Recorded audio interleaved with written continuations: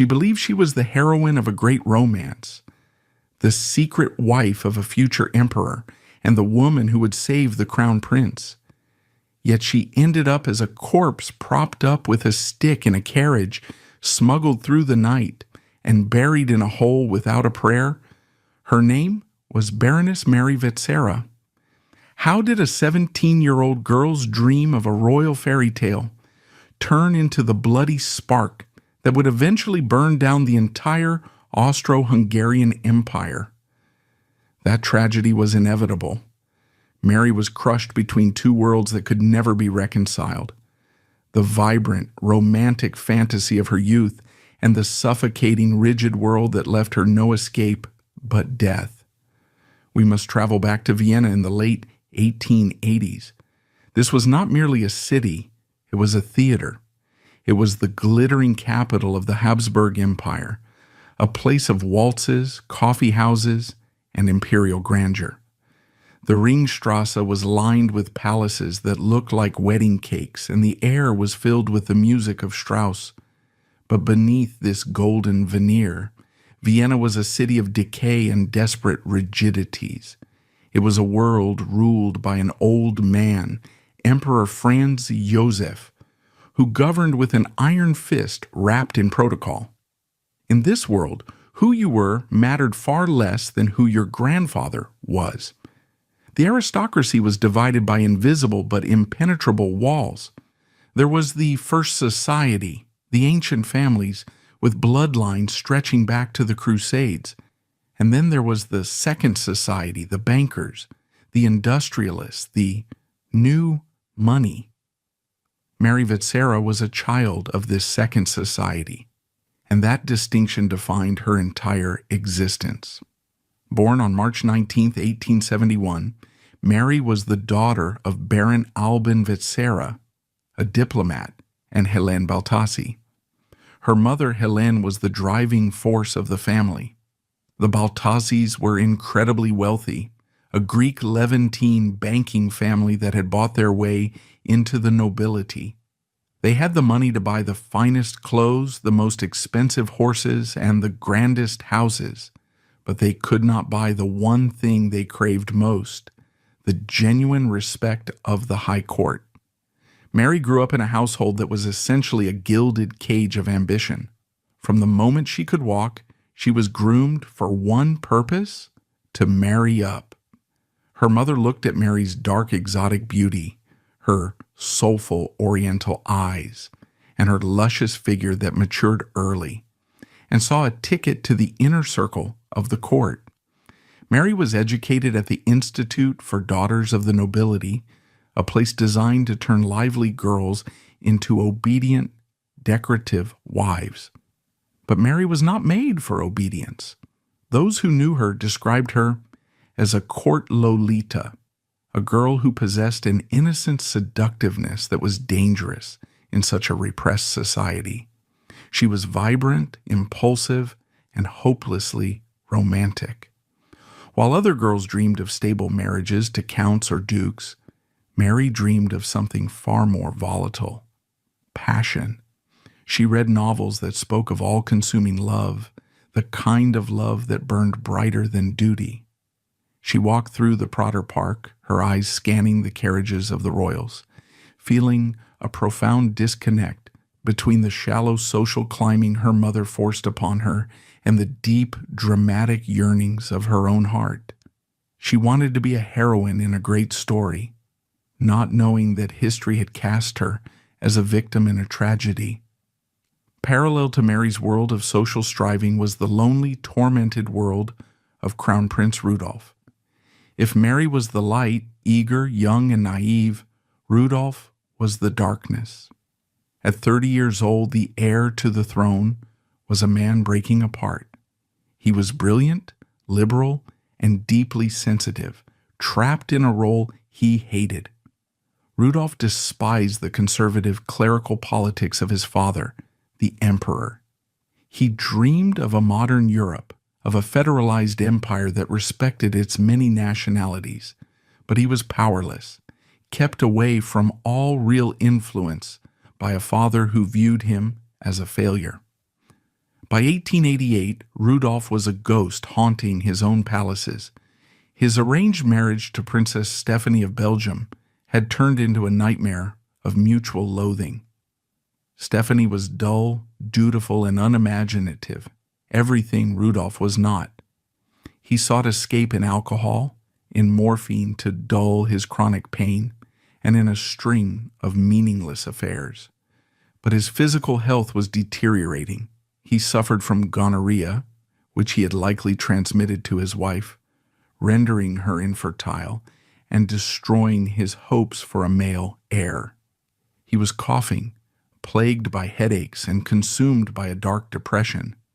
He kept a human skull on his desk and carried a revolver wherever he went. He wasn't looking for a lover to live with. He was looking for a soulmate to die with. He had already asked his long-term mistress, Mizzy Casper, to join him in a suicide pact at the Temple of Hussars. Mizzy, a pragmatic woman who enjoyed life, had laughed it off and even reported him to the police, who ignored her. Rudolf was alone in a crowded court, a prince with everything but a reason to live. It was in this volatile atmosphere of late 1888 that the paths of the teenage dreamer and the doomed prince began to converge. The catalyst for this disaster was Countess Marie Larisch. Marie Larisch was a fascinating and somewhat toxic figure in this drama. She was the niece of the Empress Elizabeth and a cousin to Rudolf. She was a woman who thrived on intrigue, a master manipulator who had fallen out of favor and was desperate to claw her way back into the royal inner circle. She saw in Mary Vetsera's infatuation with the crown prince an opportunity. Mary had seen Rudolf at the races, in Freudenau, and at the theater. To her, he wasn't a syphilitic, drug-addicted depressive. He was a Greek god, a melancholy hero misunderstood by the world. She began to obsess over him, collecting news clippings and staring at his photograph. When Mary confessed her crush to Countess Larisch, the Countess didn't discourage the girl. Instead, she fanned the flames. She offered to be the go-between, the carrier of secret letters. For Mary, this was the beginning of the great adventure she had always craved. She wrote to Rudolf with a terrifying intensity. "I simply cannot live without you," she would write, pouring her adolescent soul onto the paper. For Rudolf, receiving these letters from a girl who looked at him with absolute, undiluted adoration must have been an intoxicating balm for his shattered ego. Here was someone who didn't judge him, who didn't want him to be emperor, who simply wanted him. The first private meeting was arranged by Larisch in early November 1888. It took place in the shadows, amidst the heavy velvet curtains and hushed corridors of the Habsburg Palace, or perhaps in a private apartment. When Mary finally stood before Rudolf, the reality of the man merged with the fantasy in her mind. She didn't see the exhaustion in his eyes, she saw depth.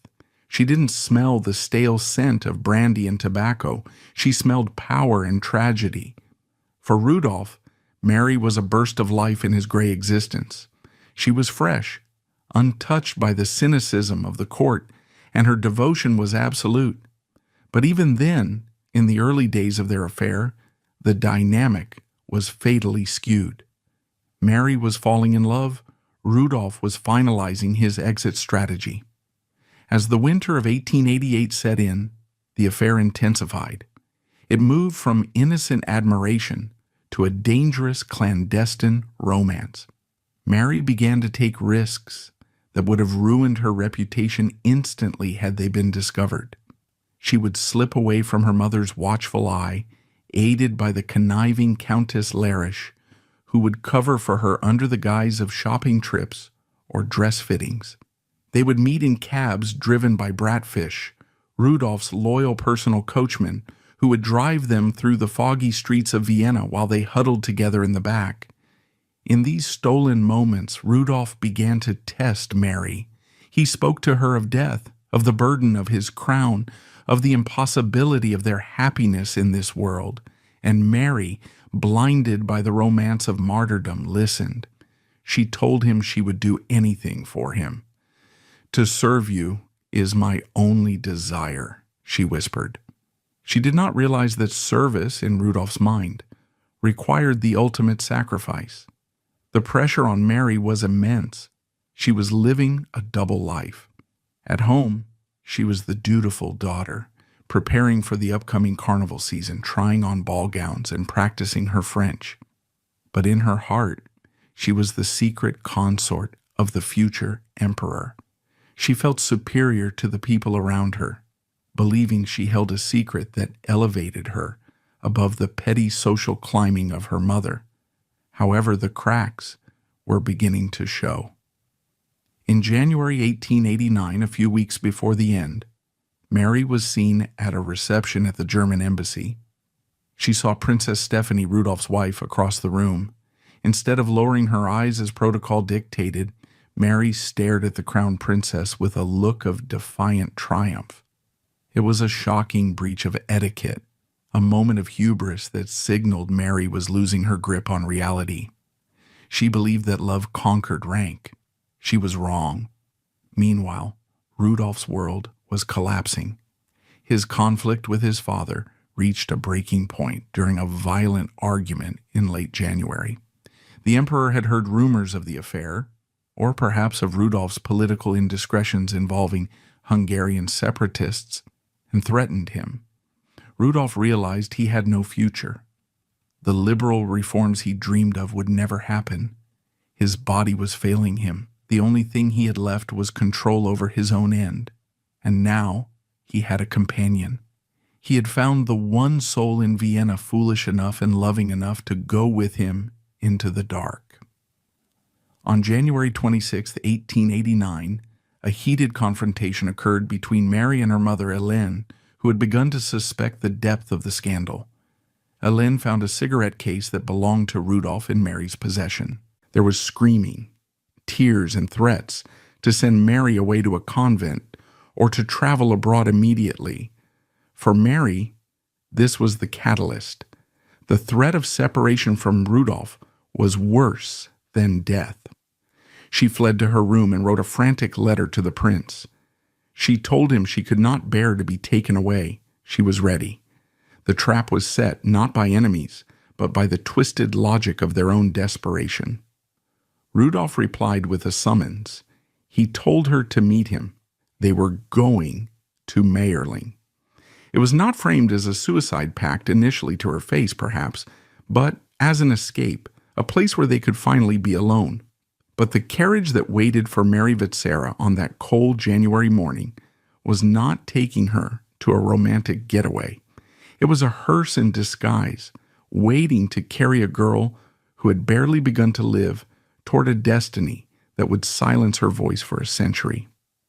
On the morning of Monday, January 28, 1889, the sky over Vienna was a bruised purple, heavy with the threat of snow.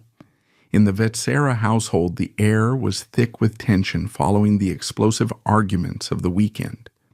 Mary, playing the role of the contrite daughter, told her mother she was going out to shop for silverware and visit her dressmaker. It was a mundane lie, the kind of domestic fabrication that thousands of teenagers have told their parents. But as Mary stepped out of the heavy oak doors of her family home, she wasn't walking toward the shops on the Graben. She was walking out of her life. Waiting for her in a hackney cab was Countess Marie Lerisch, the architect of this doom. They drove a short distance before switching vehicles. There, waiting in a nondescript fiacre, was Bratfish, Rudolf's favorite coachman and personal entertainer. Bratfish was a man of the people, a whistler and singer, who adored the crown prince and would take his secrets to the grave. As Mary transferred into his carriage, she left Countess Lerisch behind. It is said that Lerisch, perhaps sensing the finality of the moment, felt a sudden chill, but she let the girl go. As the carriage rattled over the cobblestones and past the city limits, the noise of Vienna faded, replaced by the rhythmic thud of hooves and the silence of the countryside. Mary Vetsera was not fleeing a crime. She was running toward a meticulously planned altar. She carried no luggage, only a small muff to keep her hands warm, and hidden inside her dress the iron resolve of a martyr. The destination was Mayerling.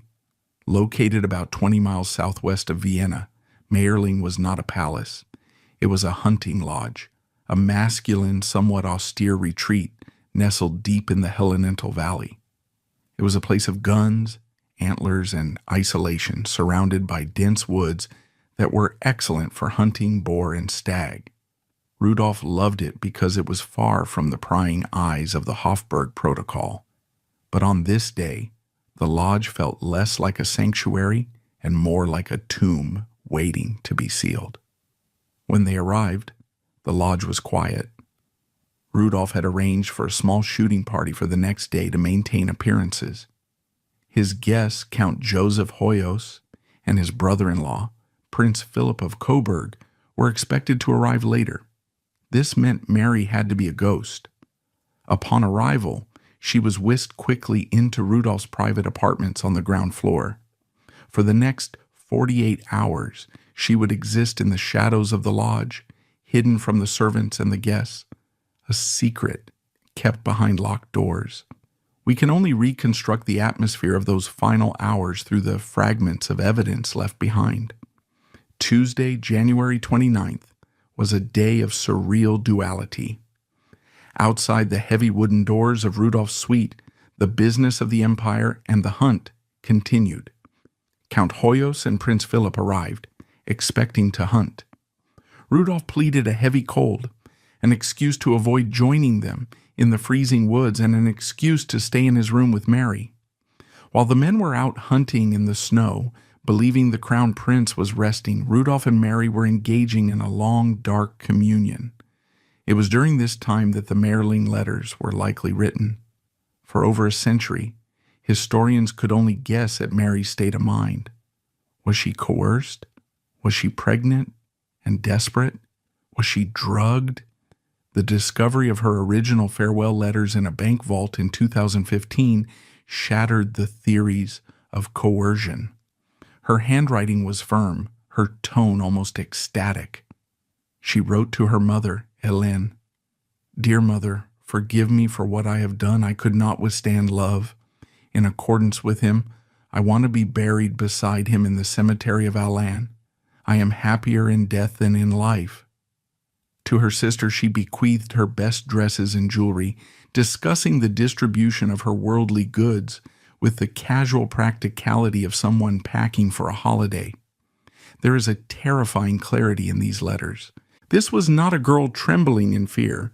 This was a girl in the grip of a folie à deux, a shared madness where death is romanticized as the ultimate union.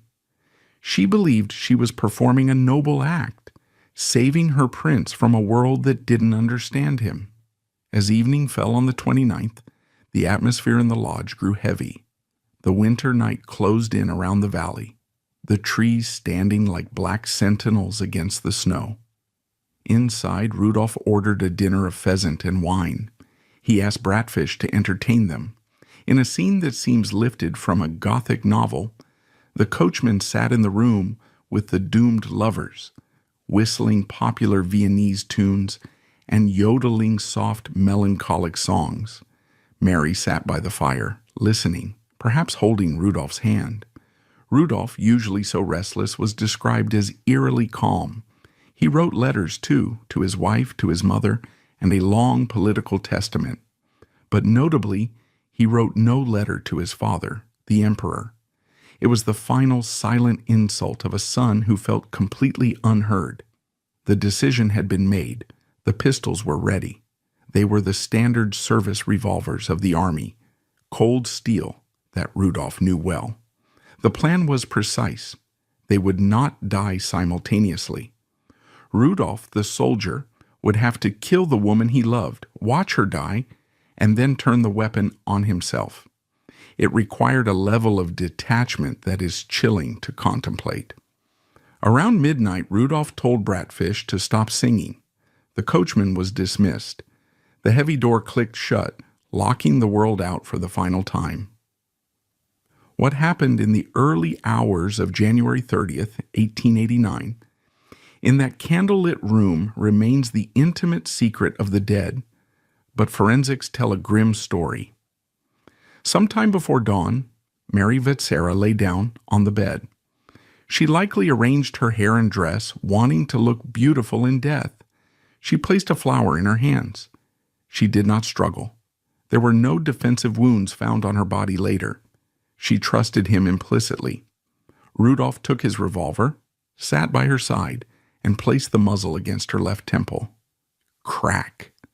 The sound would have been deafening in the small room, but the thick walls of the lodge absorbed it. Mary died instantly. The bullet shattered her skull. The dream of eternal romance ended in a spray of blood and bone. But the horror was not over. Rudolf did not follow her immediately. This is the detail that reveals the true depth of his torment. For several hours, perhaps 2, perhaps 4, the Crown Prince of Austria-Hungary sat next to the corpse of his 17-year-old mistress. He sat in the silence, the smell of gunpowder and blood filling the air. What did he think about in those hours? Did he regret it? Did he touch her hand one last time? He drank brandy to steady his nerves. He looked at his watch. At 6:10 a.m., the sun was not yet up, but the lodge was stirring. Rudolf's valet, Loschek, knocked on the door to wake his master, as instructed. Rudolf appeared at the door, fully dressed but without his jacket. He instructed Loschek to order the carriage for Bratfish, saying he would be ready soon. He then whistled a few bars of a tune, a final bizarre display of normalcy, and closed the door again. Loschek waited in the hallway. He heard nothing for a few minutes, and then a second shot rang out. This time, the silence that followed was absolute. Loschek, sensing disaster, knocked frantically. No answer. He tried the handle. Locked. Panic set in. He ran to find Count Hoyos and Prince Philip. "The prince is dead," he cried. The men rushed to the door. They pounded on it, shouting Rudolf's name. Nothing but the echo of their own voices. Finally, using a heavy hammer or an axe, Loschek smashed through the wood panel of the door. He reached his hand through the splintered hole and unlocked it from the inside. The door swung open, and the lantern light spilled into the room. The sight that greeted them was a tableau of carnage that would haunt them for the rest of their lives. Rudolf was slumped over the edge of the bed or sitting by it. The top of his head shattered. He had used a mirror to aim the gun, and there, lying on the bed, half covered by blankets, was Mary Vetsera. Her body was already cold, rigor mortis setting in. The blood had pooled and soaked into the sheets, turning the royal bed into a sacrificial altar. Count Hoyos stood frozen. In that second, he didn't just see 2 dead bodies. He saw the catastrophe of the Habsburg monarchy. The heir apparent was dead. He had died by his own hand, a mortal sin in the eyes of the Catholic Church. And worse, he had died in a suicide pact with a teenage mistress. This was not just a tragedy, it was a scandal of nuclear proportions. If the truth got out, it would delegitimize the emperor, shame the dynasty, and potentially destabilize the multi-ethnic empire. The instinct for preservation kicked in instantly. The cover-up began before the bodies were even cold. Hoyos and the others made a snap decision. Mary Vetsera did not exist. She was not there. No one could know she was there. Hoyos rushed to the station to catch the express train to Vienna to inform the emperor. He told the station master that the prince had been injured in a hunting accident. By the time he reached the Hofburg Palace, the story had shifted to heart failure. Back at Mayerling, the lodge was turned into a fortress. Servants were sworn to silence under threat of death. Mary's body was shoved into a laundry basket or pushed into a corner of the room covered with a sheet, while doctors were summoned to examine only the prince. The duality of their death was immediately stripped away. Rudolf was the tragic prince who had died of an ailment. Mary was the inconvenient evidence that needed to be disposed of. The machinery of the empire began to grind. Telegrams were sent. The secret police were mobilized. The goal was simple: save the crown, erase the girl. But they had underestimated the power of the truth. Blood has a way of speaking, even from the grave, and the whispers began to spread from the servants to the coachmen, and from the coachmen to the streets of Vienna. The official lie that the 30-year-old athletic prince had died of a heart attack was crumbling before it was even fully told. And in the dark room at Mayerling, Mary Vetsera's body waited alone for the final indignity that was about to be inflicted upon her. Vienna awoke on the morning of January 30th, 1889, to a city draped in confusion. The telegraph wires were humming with a lie that had been manufactured in the panic-stricken corridors of the Habsburg palace. The official announcement was brief and clinical. Crown Prince Rudolf had died suddenly of heart apoplexy, a heart attack. It was a clumsy falsehood. Rudolf was 30 years old, a skilled hunter, and physically robust despite his vices. The Viennese public, cynical and well-informed by the rumor mill of the coffee houses, didn't buy it. But while the city whispered, the machinery of the state was engaged in a brutal operation to sanitize the scene of the crime. The priority was not justice, it was the preservation of the dynasty's dignity. And the greatest threat to that dignity was the small, blood-stained body of Mary Vetsera, lying in the bedroom at Mayerling. While the Emperor Franz Joseph wrestled with his grief and the humiliating realization that his son had taken his own life, a mortal sin that threatened to deny him a Catholic burial, his secret police turned their attention to the Vetsera family. The cruelty inflicted upon Mary's mother, Hélène, in those initial hours is hard to overstate. She was not told her daughter was dead. Instead, she was kept in a state of agonizing suspense. When she tried to rush to the palace to beg for news, she was blocked. It was only later, when the undeniable truth of the suicide became impossible to hide from the inner circle, that the strategy shifted. The palace officials decided that Mary Vetsera was not a victim, but the perpetrator, the seductress who had lured the unstable prince to his doom. She was the poison, and poison must be purged. The task of removing Mary fell to her own family, a final twist of the knife designed to ensure their silence. Mary's uncles, Alexander Baltazzi and Count Stokow, were summoned by the authorities. They were given a set of instructions that sound like something out of a horror story. They were to travel to Mayerling immediately. They were to retrieve Mary's body. They were not allowed to use a hearse. They were not allowed to draw attention. They had to transport her as if she were still alive. If they failed, or if the secret leaked, the Vetsera family would be destroyed, their assets seized, their social standing annihilated, and they would be exiled. It was nightfall when the two uncles arrived at the hunting lodge. The scene that greeted them was grim. An imperial commission of doctors was already there, performing an autopsy on Rudolf to invent a medical justification for his insanity so he could be buried in the imperial crypt. Mary's body had been shoved into a storeroom or left in a laundry basket, treated with utter contempt.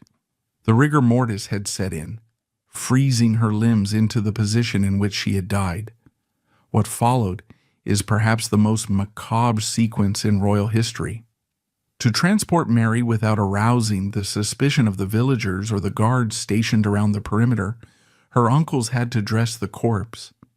Imagine the horror of these two men struggling in the dim lantern light to force a heavy fur coat over the stiffened arms of their teenage niece. They put a hat on her head to cover the shattered skull and the bullet wound, but she could not sit up. The body kept slumping forward. To solve this, they improvised a solution that chills the blood. They found a piece of wood, perhaps a broom handle or a walking stick, and strapped it against her spine, binding it beneath her clothes to keep her upright. They then dragged her out to the waiting carriage. The night was bitter cold, with sleet cutting through the darkness. They propped Mary up on the back seat of the fiacre. Alexander Baltassi sat on one side of her, Count Stokow on the other. They linked their arms through hers, holding her steady. To any passer-by looking into the dark carriage, it looked like three people huddled together against the cold. But one of them was a corpse, bobbing rhythmically with the movement of the wheels. This ride of the dead lasted for several miles through the icy, windswept Vienna woods. The destination was not her family crypt, nor a cemetery in Vienna. It was the Cistercian Abbey of Heiligenkreuz, a remote monastery nearby. The police had already bullied the abbot into accepting the body. Suicide was a grave sin, and ordinarily the church would refuse burial in consecrated ground. But the emperor's will and the threat of force overruled canon law. The police told the monks that Mary had committed suicide on the way to Mayerling and must be buried immediately in secret and without a funeral mass. When the carriage rattled into the courtyard of Heiligenkreuz, it was the dead of night. The uncles, exhausted and traumatized, lifted Mary's body out of the carriage. There was no gentle handling here. Time was of the essence. A hastily constructed coffin, bare pine, unpolished and cheap, was waiting. They placed her inside. There was no time to change her clothes or prepare her properly. She was buried in the dress she had died in, the dress she had worn for her lover. The grave diggers had struggled with the frozen earth. The hole was shallow. A police commissioner stood over the scene, watch in hand, urging them to hurry. There were no hymns, no flowers, no family members weeping. Just the sound of the wind, the scrape of shovels, and the heavy breathing of men who wanted to be done with this unholy task. The uncles were permitted a brief moment of prayer before the dirt was shoveled onto the wooden box.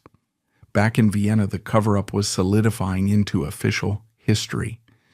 The emperor announced that Rudolf had died in a state of mental unbalance, allowing him a grand state funeral. The narrative was carefully crafted. The prince was a tragic figure, overworked and mentally ill. Mary Vetsera was simply erased. Her name was forbidden to be spoken at court. Her mother was forced to leave Vienna immediately, effectively exiled to Venice and then to other parts of Europe to keep her away from the press. The police raided the Vetsera home, seizing letters, photographs, and anything that linked Mary to the crown prince. They wanted to obliterate her existence as thoroughly as they had obliterated her body. But the ghost of Mary Vetsera refused to stay buried. The sheer brutality of her disposal, the walking corpse in the carriage, the midnight burial, leaked out.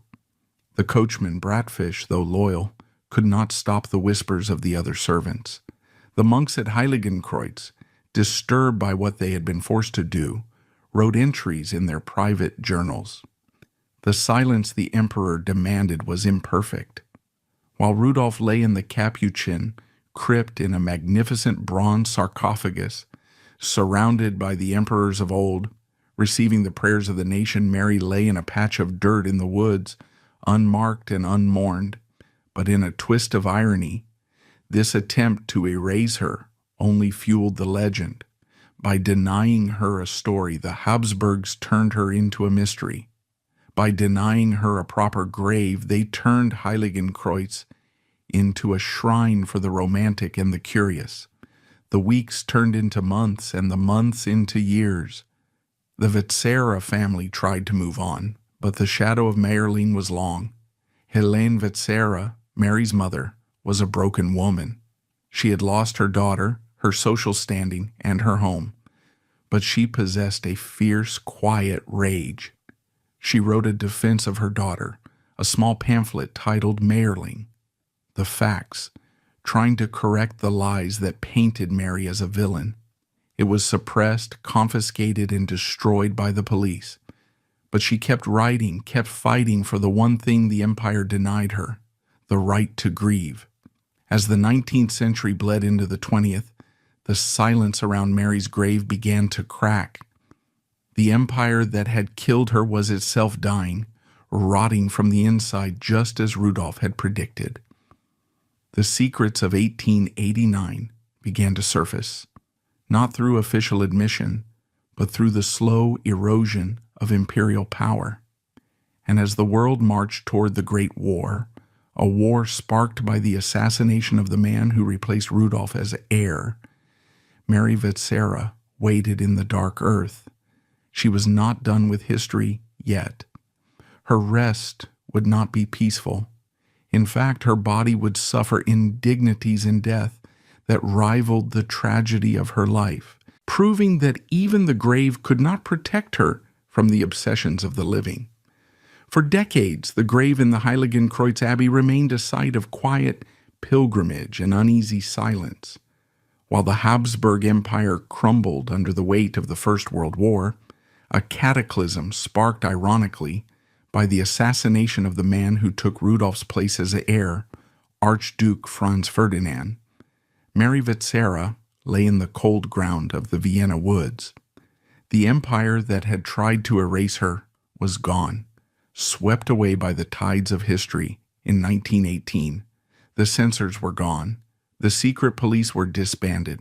But the mystery of Mayerling remained festering like an open wound in the Austrian psyche. Mary's mother, Helene, had eventually been allowed to build a more permanent resting place for her daughter. She commissioned a crypt and a copper coffin, trying to restore some dignity to the child who had been buried like a criminal. She chose a heartbreaking epitaph from the book of Job. Like a flower, she blossomed and was crushed. It was a mother's final cry of anguish carved in stone. But even this sanctuary would not protect Mary.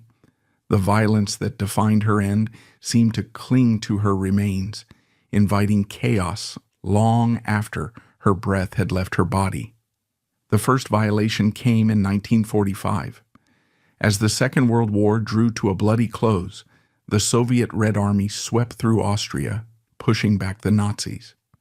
When the Russian soldiers arrived at Heiligenkreuz, they were not interested in the tragic romance of the 19th century. They were interested in loot. Rumors had spread among the troops that the Habsburgs buried their dead with jewels and gold. Driven by greed, Soviet soldiers forced open the crypt of Mary Vetsera. They blasted the heavy stone cover with explosives or smashed it with sledgehammers. They pried open the copper coffin, expecting to find a princess dripping in diamonds. Instead, they found only the skeletal remains of a young girl and dust. Disappointed and enraged, they reportedly kicked the skull around the graveyard like a football, scattering the bones. It was a grotesque indignity. For days, the remains of the Angel of Mayerling lay exposed to the elements, desecrated by men who didn't even know her name. When the monks of Heiligenkreuz finally reclaimed their abbey, after the soldiers moved on, they gathered the scattered bones with reverence and placed them back in the damaged coffin.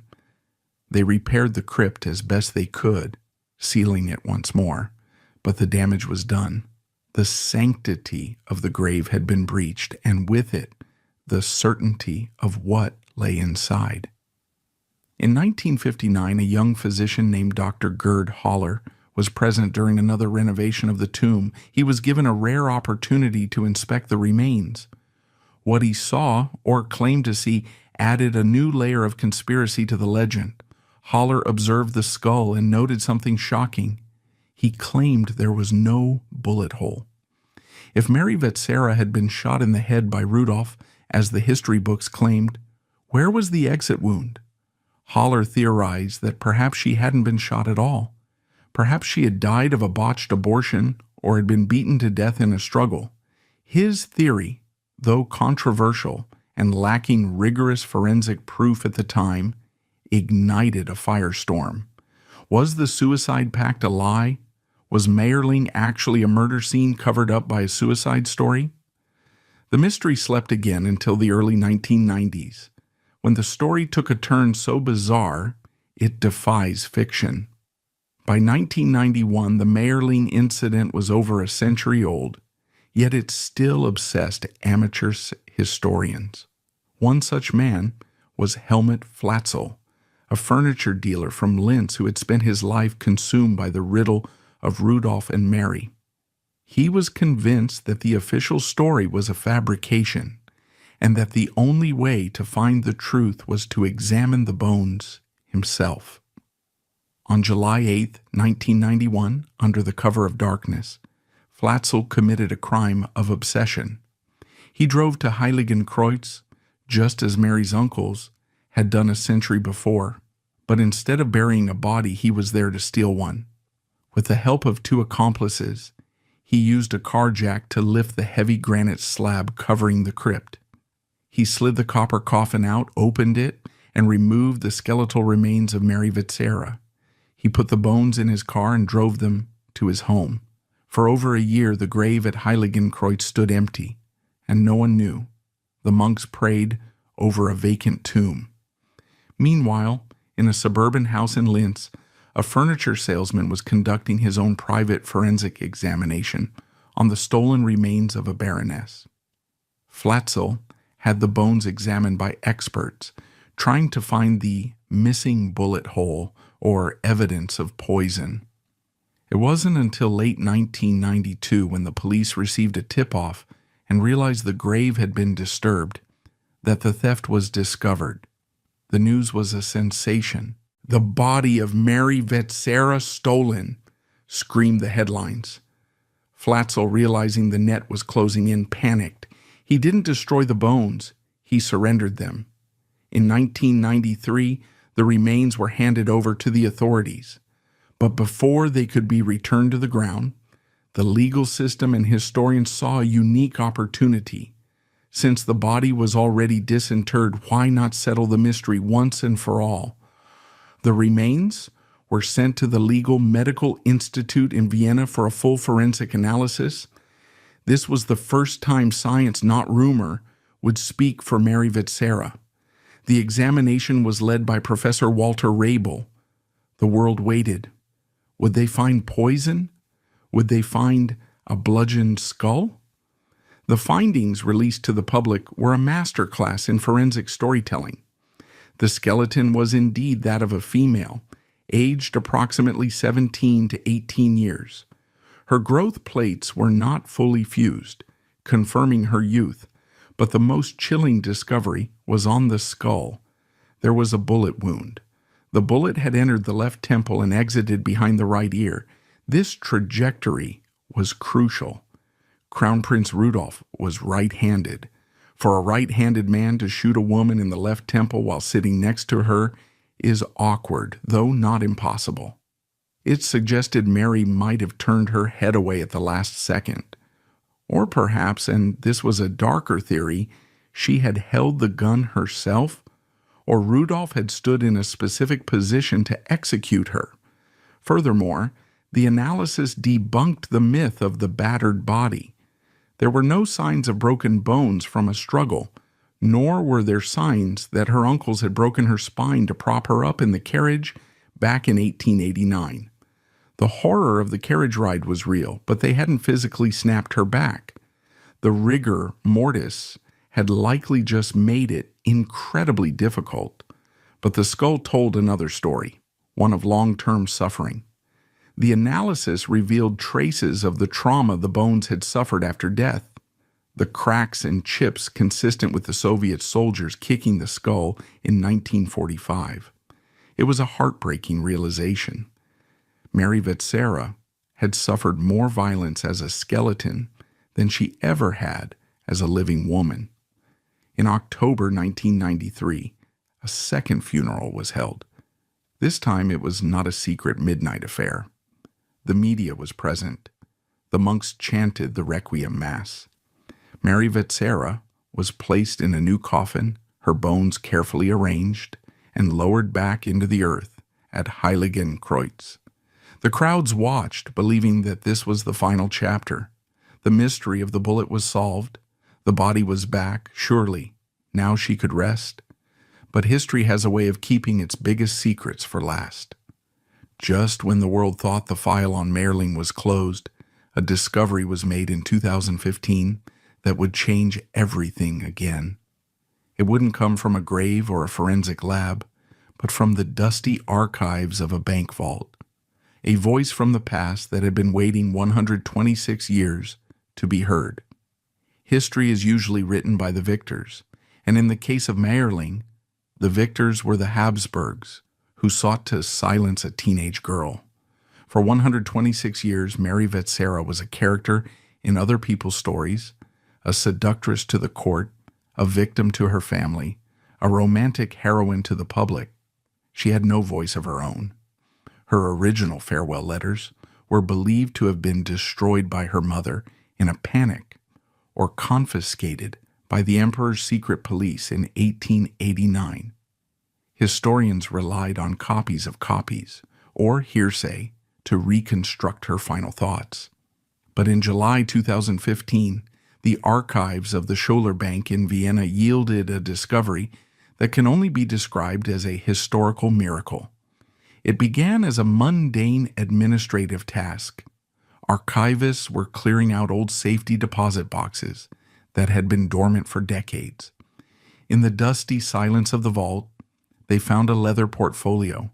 It was unremarkable on the outside, but inside, it contained a treasure that scholars had spent a century searching for. It was not gold or bonds, but a sheaf of papers preserved in the dry air of the bank since 1926. When the archivists unfolded the yellowed pages, they saw the handwriting, looping, youthful, and firm. They were the original suicide notes of Mary Vetsera. How did they get there? The investigation revealed that the letters had been deposited anonymously, likely by members of the Vetsera family just before they fled Austria or died out, protecting the only proof of Mary's truth from the destruction of 2 world wars. For the first time, we could hold the paper she held. We could see the ink that flowed from her pen in those freezing hours at the hunting lodge. The discovery was electric. It stripped away the theories of murder and coercion. The handwriting was steady. There were no tremors of fear, no ink blots from a struggle. These were the words of a young woman who was not only willing to die, but was ecstatic about the prospect. The letters were addressed to her mother, her sister Hannah, and her brother Ferry. Reading them is like looking directly into the blinding light of a fanatic's devotion. To her mother Hélène, the woman who had pushed her so hard to climb the social ladder, Mary wrote with a chilling mix of apology and resolve, "Mother, forgive me for what I have done. I could not withstand love. In accordance with him, I want to be buried beside him in the cemetery of Alan. I am happier in death than in life. I could not withstand love." This single sentence is perhaps the most devastating epitaph ever written. It reveals the fatal flaw in Mary's character, an inability to distinguish between the reality of human connection and the overwhelming oceanic force of romantic obsession. She viewed her love not as an emotion, but as a tidal wave that she was powerless to resist. To her sister Hannah, she was more practical, almost chatty, which makes the letter even more disturbing. She wrote, "We are going blissfully into the uncertain beyond. Do not weep for me. I am going across happily. The haunting is over."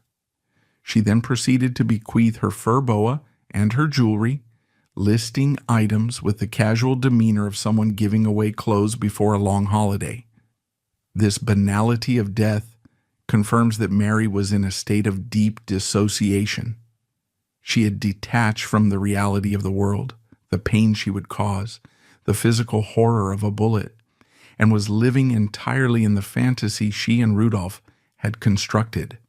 Perhaps the most poignant note was found inside an envelope marked simply poetry. It wasn't a poem, but a final instruction. She asked that flowers be placed on her grave every year on the anniversary of her death. It was the request of a girl who knew she was about to be erased and was terrified of being forgotten. She didn't ask for a monument. She asked for a memory. The 2015 discovery finally settled the debate on her agency. Mary Vetsera was not dragged screaming to Mayerling. She was not drugged into compliance. She was the co-author of this tragedy. While Rudolf was undoubtedly the architect, the older, powerful man who manipulated a vulnerable teenager into his death wish, Mary was an enthusiastic participant. She saw herself not as a victim, but as a heroine in a Wagnerian opera. She believed she was doing something noble, something that elevated her above the petty, gossip-filled world of Vienna. She was dying for the future emperor.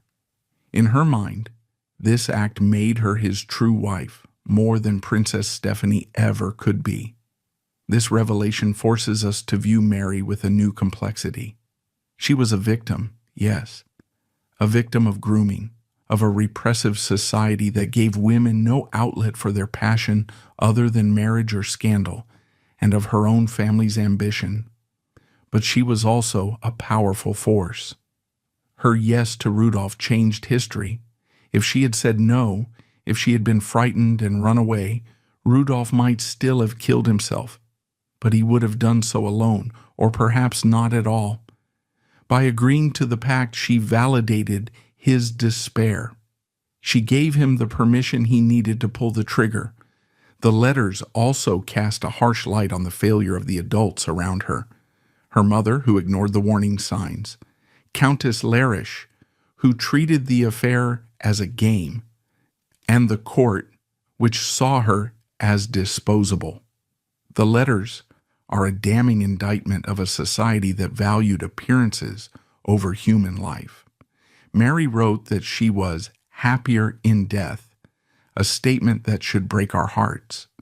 What kind of world convinces a beautiful, wealthy, healthy 17-year-old that the cold earth is preferable to a warm life? It was a world where she felt she had no authentic future.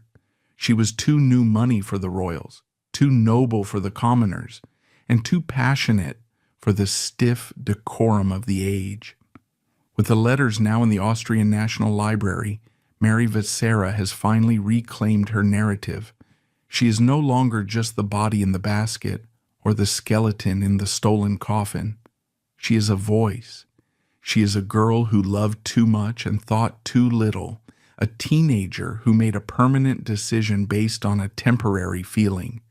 Her handwriting, preserved against all odds, serves as the final piece of the puzzle, locking the events of Mayerling into place. We now know how she died, and we know what she was thinking. But as we stand at the end of this long, dark journey, one question remains. A question not of facts, but of meaning. What is the legacy of this girl who destroyed an empire? And why, after all this time, does she still haunt us? While Mary Vetsera lay in her hasty grave and Rudolf lay in the imperial crypt, the shock waves of their dual death began to radiate outward, destroying lives and destabilizing the very foundations of Europe. We often view Mayerling as a personal tragedy, a story of two lovers.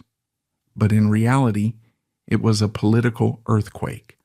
The bullet that killed Rudolf didn't just end a life, it severed the timeline of the Austro-Hungarian Empire, creating a before and after that would lead directly to the catastrophe of the 20th century. The first collateral damage was, inevitably, the Vetsera family.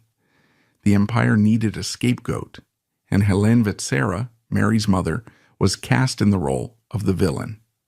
The Viennese court, desperate to absolve the crown prince of his mortal sin, spun a narrative where the innocent noble Rudolf had been ensnared by a scheming, social-climbing family.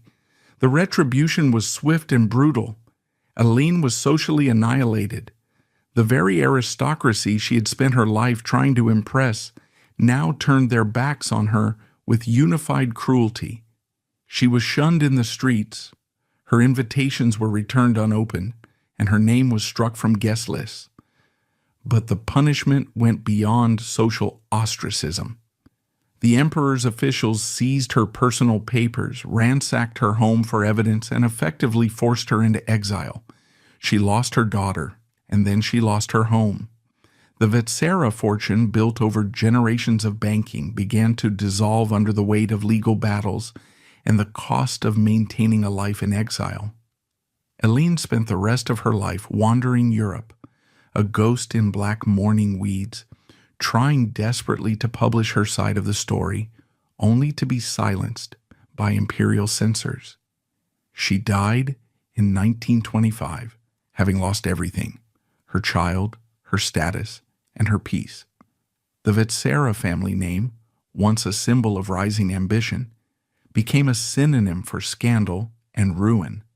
But if the Vetseras were destroyed by the scandal, the Habsburgs were destroyed by the grief.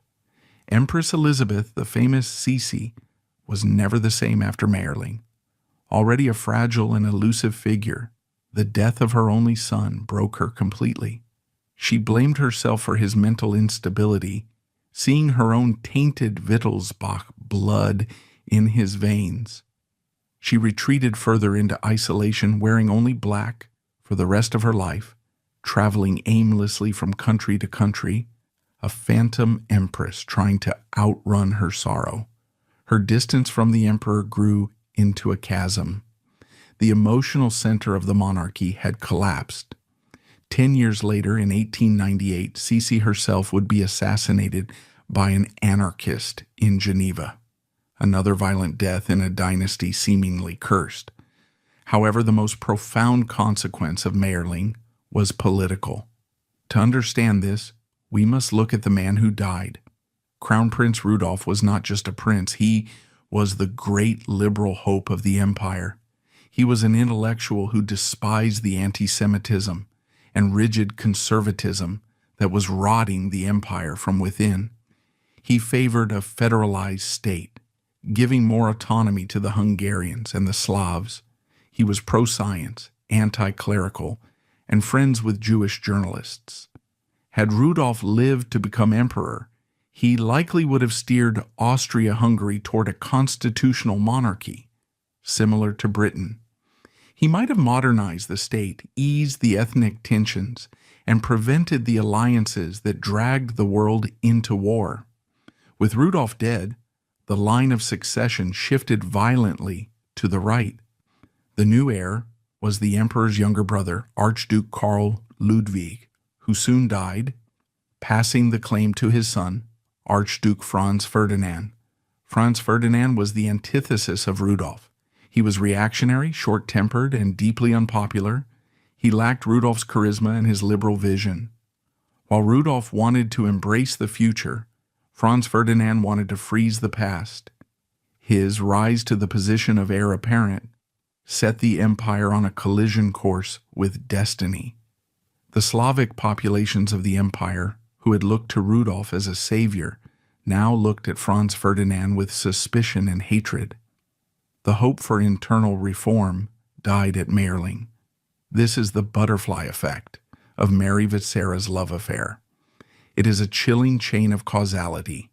Because a 17-year-old girl agreed to a suicide pact, the liberal heir died.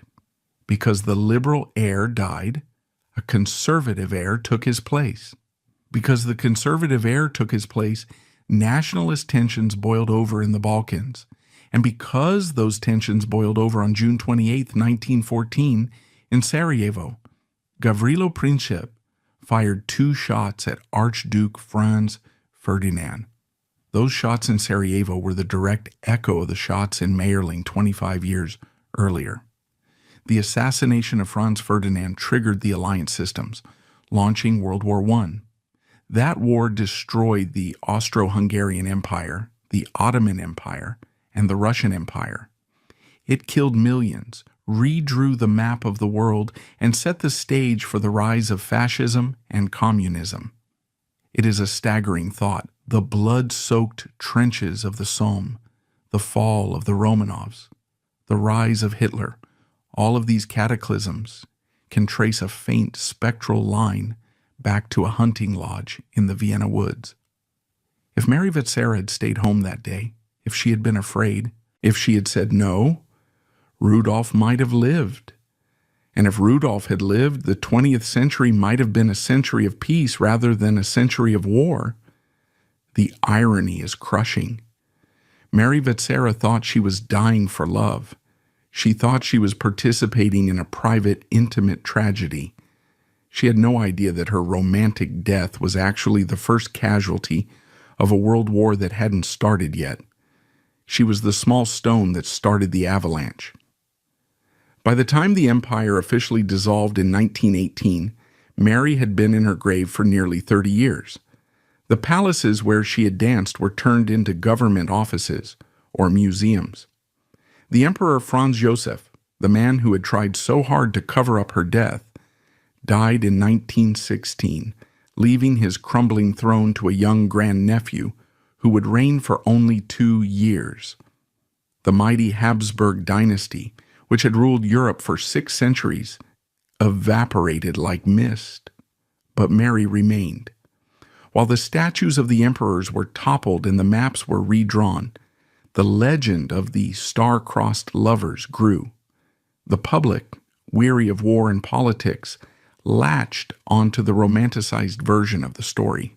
Novels, plays, and eventually films were made, transforming the sordid reality of a suicide pact into a sanitized myth of eternal love.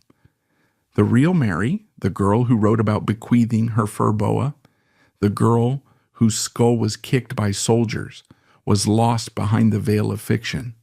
As we approach the end of this investigation, we must strip away that final veil. We've looked at the politics, the forensics, and the letters. Now, we must look at the human soul. We must return to the grave at Heiligenkreuz one last time to answer the final question. What does Mary Vetsera mean to us today? Why, in a world of modern problems, does this 19th century teenager still demand our attention? The answer lies not in how she died, but in why we are so afraid to let her go. For more than a century, the world has tried to turn the blood of Mayerling into perfume. As the reality of the Austro-Hungarian Empire faded into sepia-toned nostalgia, the gruesome truth of what happened in that hunting lodge was aggressively sanitized. The entertainment industry, hungry for tragic romances, descended upon the story of Rudolf and Mary like vultures. They stripped away the syphilis, the morphine addiction, the political desperation, and the grimy horror of a gunshot wound to the head. In their place, they erected a gleaming monument to star-crossed love. From the 1936 film Mayerling to the lavish 1968 production starring Omar Sharif and Catherine Deneuve, pop culture transformed Mary Vetsera. She ceased to be a flesh-and-blood teenager with complex motivations and became a symbol, a breathless, decorative victim who died beautifully for a cause no one quite understood. In these retellings, the suicide pact is portrayed as the only noble escape for 2 souls too pure for a corrupt world. The violins swell, the snow falls gently, and the camera cuts away before the trigger is pulled. This romanticization is perhaps the final betrayal of Mary Vetsera. By turning her death into a fairy tale, we deny the reality of her suffering.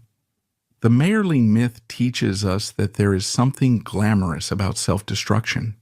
It frames suicide as the ultimate expression of love, a dangerous lie that has seduced vulnerable hearts for generations. The truth of Mayerling is not found in the sweeping scores of a movie soundtrack. It is found in the cold, clinical notes of the 2015 forensic report, and the desperate scrawl of a girl bequeathing her dresses because she thinks she has no future. We must look at Mary Vetsera not through the lens of romance, but through the lens of tragedy. She was a victim of a specific time and place, a world where women were bargaining chips, where reputation was worth more than life, and where mental health was a concept that did not exist. Rudolf was not a romantic hero. He was a man in the grip of a severe depressive crisis, likely exacerbated by late-stage syphilis and substance abuse. He used Mary. He groomed her, validated her adolescent angst, and used her devotion as the instrument of his own release. It was not a union of souls. It was a murder-suicide pact orchestrated by a man who didn't want to die alone. And yet, despite the grim reality, Mary's wish has, in a strange and twisted way, come true. In her final letter, she asked for flowers to be placed on her grave. Today, if you visit the cemetery at Heiligenkreuz, you will rarely find her tomb empty. There are always fresh flowers, often red roses, left by strangers. Tourists, historians, and romantics travel from all over the world to stand before the copper coffin. She wanted to be remembered, and she is. She has achieved an immortality that Princess Stephanie, Rudolf's lawful wife, never did. Stephanie lived a long life, remarried, and died in obscurity. Mary died at 17 and lives forever. But what is the cost of this immortality? It cost her the chance to grow up. It cost her the chance to realize that the heartbreak of being 17 is temporary. She never saw the turn of the century, the invention of the automobile, the cinema, or the vote for women. She was frozen in a moment of high drama, denied the messy, beautiful, ordinary privilege of living a full life. The grave at Heiligenkreuz stands today as a silent warning. It is a monument to the dangers of unchecked power and the fatal allure of the grand gesture.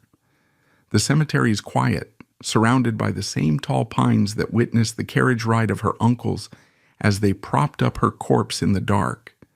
The wind still blows through the Vienna woods, cold and biting. As we stand here, looking at the inscription, like a flower she blossomed and was crushed, we are left with a profound sense of waste. The Austro-Hungarian Empire is dust. The Habsburg Palace is a museum. The politics that drove Rudolf to despair are footnotes in textbooks. All the reasons for their death have evaporated. What remains is only the loss. Mary Vetsera was not a footnote. She was a girl who wanted to be a queen, but instead became a ghost. Her story is not a love story. It is a ghost story about how the past devours its young. It is a mirror reflecting the destructive power of a society that values silence over truth.